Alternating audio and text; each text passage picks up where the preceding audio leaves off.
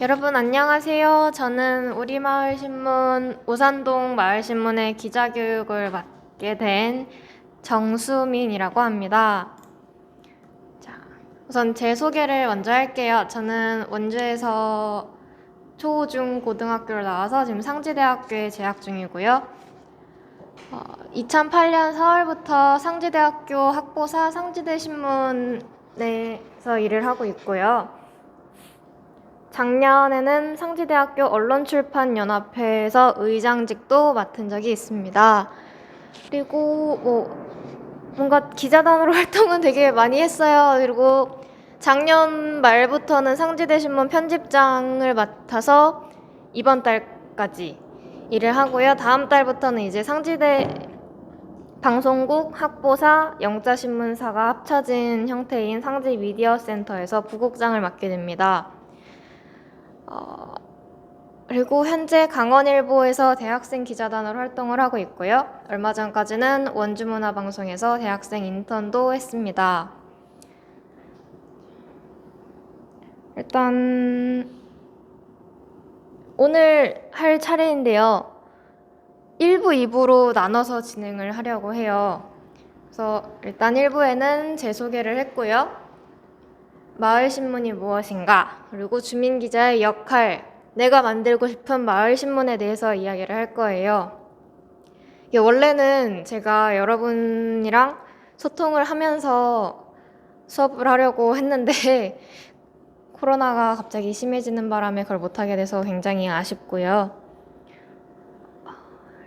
그러면 마을신문이란 무엇일까요? 일단 조선일보, 중앙일보와 같은 기성언론이랑 다른 점이 뭘까요? 가장 큰 차이점은 아무래도 기성언론은 전문 기자가 만들지만 마을신문은 마을 주민들이 만든다는 거겠죠. 마을신문은 마을 주민들이 마을 소식에 귀를 기울이고 직접 찾아가 보면서 전하는 우리 마을의 소식지예요. 외부의 시선이 아닌, 타인의 시선이 아닌 우리 마을에 살고 있는 우리 마을 사람들의 시선으로 남기는 우리 마을의 기록이죠. 내가 사는 이 동네에서 일어나는 일, 내 주변에서 일어나는 일을 알아보고 취재하고 글과 사진으로 남겨서 다른 사람들에게 알려주는 도구로 작용을 하게 돼요. 이걸 안 넘겼네. 네. 독자들에겐 마을의 문제와 이슈에 대해서 관심을 갖게 만들어주는 매개체이자 역사집이 되겠죠. 독자들에게 다양한 분야의 소식을 접하고 그 소식에 대해 생각해 볼 수 있는 기회를 만들어주는 게 마을신문이에요. 마을신문을 만들 땐 이 신문을 누가 읽으면 좋을지, 이 신문을 읽을 사람들이 무슨 소식을 알고 싶어 할지, 어떤 소식을 알면 좋을지 등을 여러분이 직접 고민을 해서 만들어야 해요. 그렇다면 주민기자는 어떤 일을 해야 할까요? 주민기자는 늘 주변 소식에 민감해야 돼요. 마을에 관심을 갖고 늘 주변을 살피면서 행사나 사건이 없는지 확인하고 찾아봐야 돼요. 일상 속에서 아무 생각 없이 지나치던 일들을 다시 한번 돌아보고 한 번 더 생각해 보는 거죠. 사람들은 자신이 직접 목격하지 않는 이상 마을에 벌어지는 소식이나 사건에 대해서 잘 알지 못해요. 그렇게 여러분은 주민들이 알아야 하는 소식을 먼저 알아야 하고 이걸 다른 사람들에게 잘 알려줘야 해요. 우리는 마을신문을 만드는 주민기자니까요. 그리고 여러분은 마을의 소식들을 더 많은 사람들에게 알리는 것에 그치지 않고 마을의 문제점을 더욱 적극적으로 해결할 수 있는 방법을 찾아봐야 돼요. 마을에 생긴 문제점을 보도할 땐 이 문제를 해결할 수 있는 곳은 어디인지를 생각해보고 그곳에 이 문제를 어떻게 해결할 예정인지를 문의해서 기사에 같이 언급해줘야 돼요. 예를 들어서 상지마트 앞 보도블럭이 깨져서 보행자들이 어려움을 겪고 있다고만 보도가 된다면 독자들은 어떻게 생각을 할까요? 그래서 보도블럭이 깨져서 하는 생각을 하지 않을까요? 글의 흐름으로 보자면 이런 기사는 기승 전까지만 있고 결이 없는 거죠. 예를 들어 이거를 바꾼다면 상지마트 앞 보도블럭이 깨져서 보행자들이 통행에 어려움을 겪고 있다. 이에 원주시청某某담당자는 다음 주에 보수공사를 할 예정이라고 전했다고 한다면 결까지 완성이 되겠죠. 글의 흐름이 완성이 되겠죠. 만약 해결 방안이 아직 안 나왔다고 하면 그대로 보도하면 돼요. 이런 문제가 있지만 아직 해결 방안은 찾지 못하고 있다. 이렇게 보도를 한다면 더 많은 사람들이 함께 문제 해결 방안을 찾아보게 되고 담당 기관에 문제 해결을 더 요청할 수 있겠죠. 공공기관의 해결을 요청을 한다든지 마을에 관심을 갖는 사람이 많으면 문제를 해결할 때에도 함께 해결할 수 있어서 해결할 수 있는 능력이 더 커지게 되겠죠. 또 여러분은 누구보다도 우리 마을 소식과 모든 면에 대해서 잘 알고 있어야 돼요. 내가 알고 있는 정보가 충분해야 남한테 전달하는 것도 수월해집니다. 내가 어떤 일에 대해서 4만큼만 알고 있는데 다른 사람한테 전달을 하는 것과 10만큼 알고 전달을 하는 게 더 자세하고 많은 정보를 전달할 수 있어서 좋겠죠. 그래서 여러분은 본인이 맡은 기사에 대해서만큼은 담당자만큼 잘 알아야 돼요.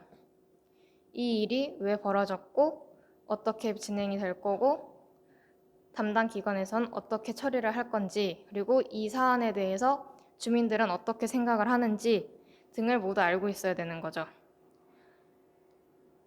여러분이 갖고 있는 정보가 최대한 많을수록 그 속에서 여러분이 어떻게 이 정보를 가공을 해서 사람들에게 전달할지가 더 수월하게 결정이 됩니다. 이 과정에서 가장 중요한 건 바로 취재겠죠. 취재를 하면서 사건의 전후 사정과 현재 그리고 앞으로의 일까지 모두 다 알아내야 돼요. 이게 가장 중요합니다. 이 사건이 혹은 이 행사가 왜 생겼는지, 어떻게 생기게 된 건지, 그래서 지금 어떤 상태인지, 앞으로는 어떻게 될 예정인지.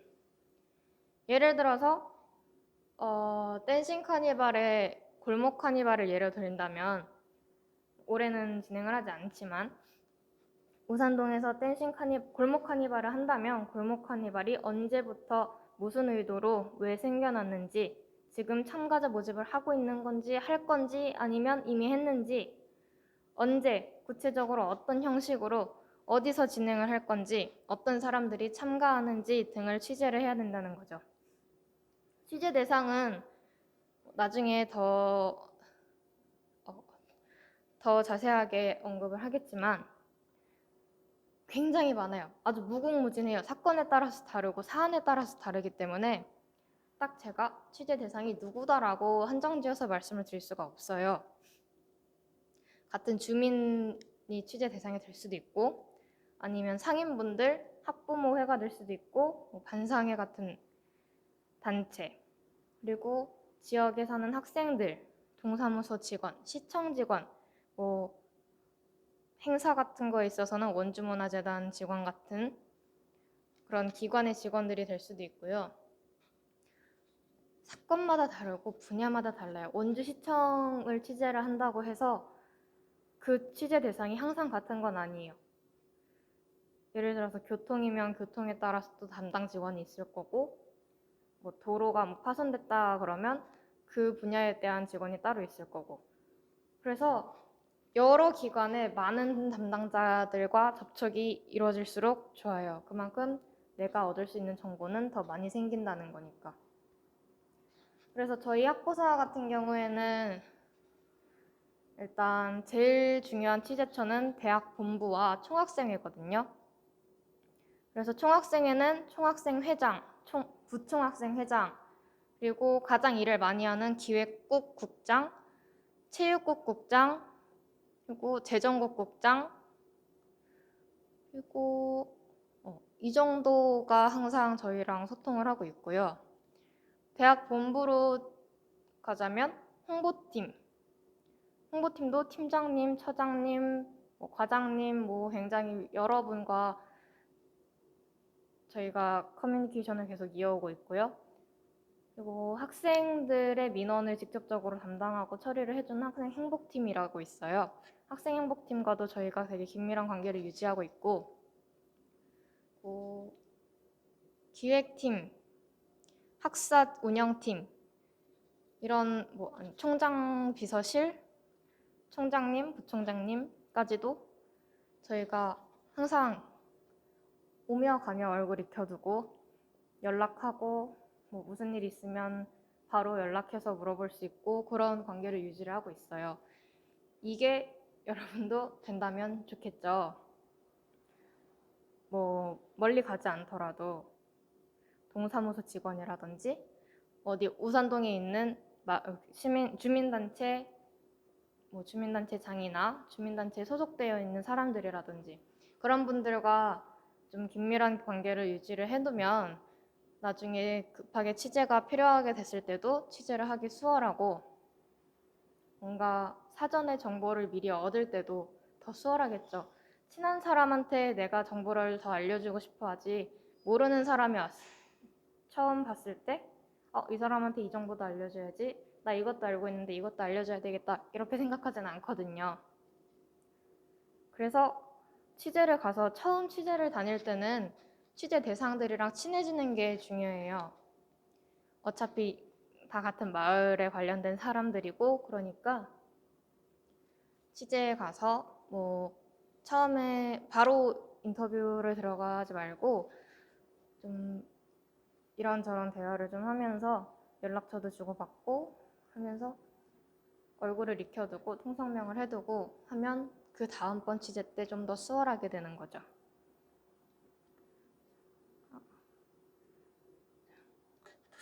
그리고 여러분들이 생각해 보셔야 될 게 있는데 내가 만들고 싶은 마을신문이 과연 어떤 것인지 그거를 좀 생각을 해보셔야 될 것 같아요. 원래는 여러분이 같이 있으면 다 같이 토론하는 형식으로 진행을 하고 싶었는데 이게 안 돼서 일단 다음번에 만날 때라도 얘기를 해볼 수 있는 시간을 가지면 좋겠고요.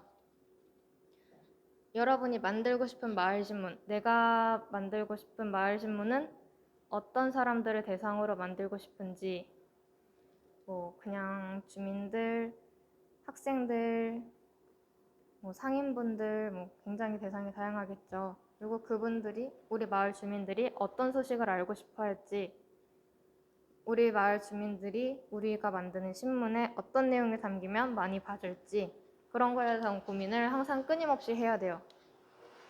똑같은 기사거리가 있어도 그거를 어떤 방향으로 기사를 만드느냐에 따라서 또 달라지고 아니면 여러 기사 중에서 어떤 기사거리를 선택하느냐에 따라서 또 달라져요. 그만큼 여러분이 처음에 나는 이런 기사를 어떤 소재를 어떤 방향으로 어떻게 전달하고 싶다라는 생각을 좀 확실하게 해두시고 여러분들끼리 많이 소통을 하시는 게 좋아요. 그러면 1부는 여기서 마치겠습니다.